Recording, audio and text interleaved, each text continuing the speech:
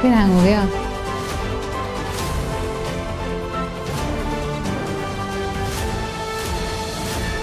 Good evening everyone, this is Manali Raj. Welcome to the CSA Relay News Bulletin presented by Chanakya IAS Academy Bihar region.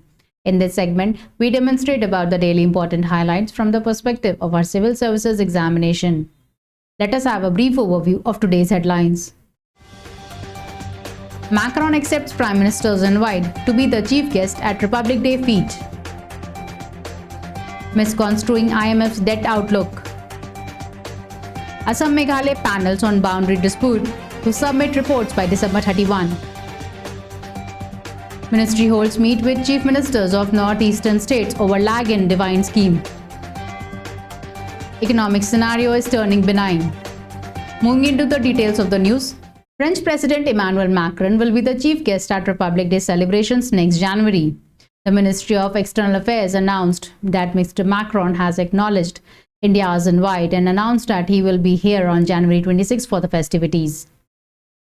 As strategic partners, India and France share a high degree of convergence on a range of regional and global issues. This year, we are celebrating the 25th anniversary of the India-France strategic partnership.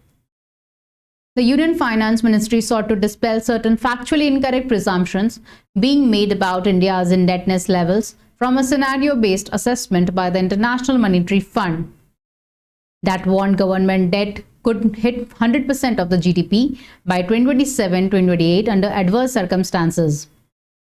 In the light of the IMF's latest Article 4 consultations with India, certain presumptions have been made taking into account possible scenarios that does not reflect factual position.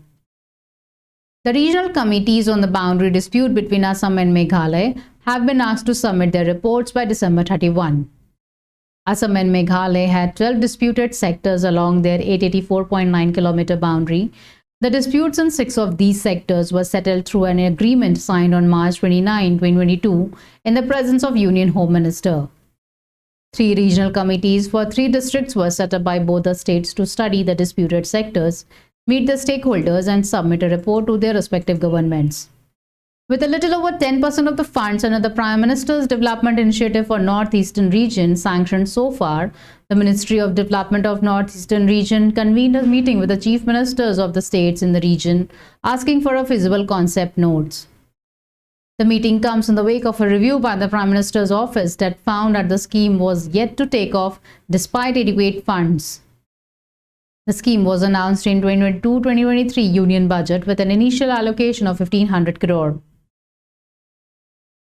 It is aimed at rapid and holistic development of the Northeastern region by funding infrastructure and social development projects based on felt needs of the states.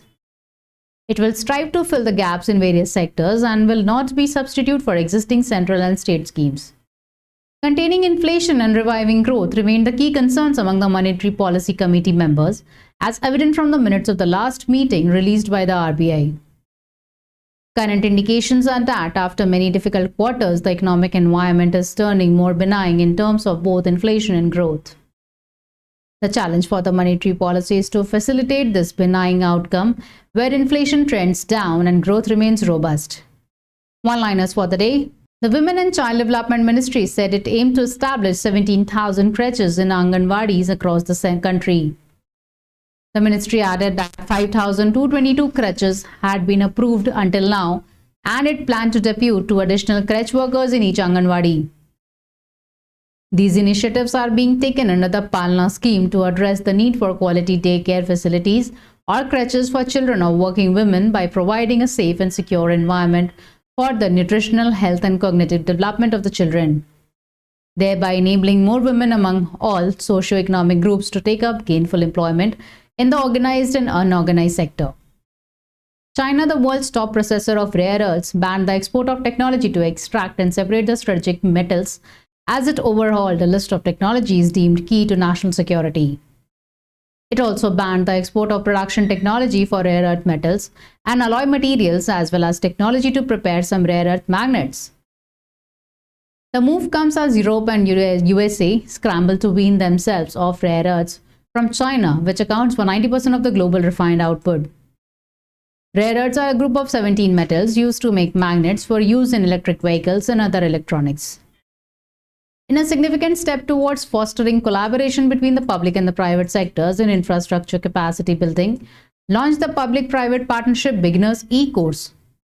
The PPP E-Course is an infra-focused capacity building program jointly undertaken by the Infrastructure Finance Secretariat and the World Bank.